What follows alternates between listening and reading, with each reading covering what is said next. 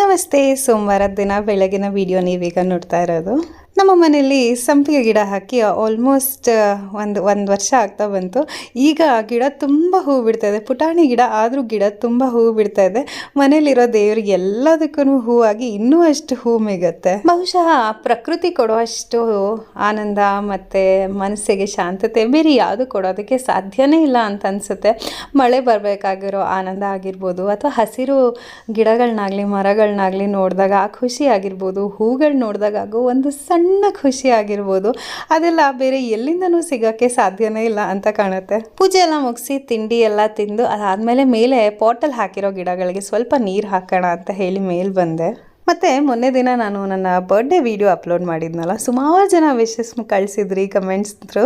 ತುಂಬಾ ಖುಷಿ ಆಯಿತು. ಆದರೆ ಪ್ರತಿಯೊಬ್ಬರಿಗೂ ರೆಸ್ಪಾಂಡ್ ಮಾಡೋಕ್ಕೆ ಸಾಧ್ಯ ಆಗಲಿಲ್ಲ. ಹಾಗಾಗಿ ಈ ವಿಡಿಯೋನಲ್ಲಿ ನಿಮ್ಮೆಲ್ಲರಿಗೂ ಧನ್ಯವಾದ ತಿಳಿಸ್ತಿದ್ದೀನಿ. Thank you so much.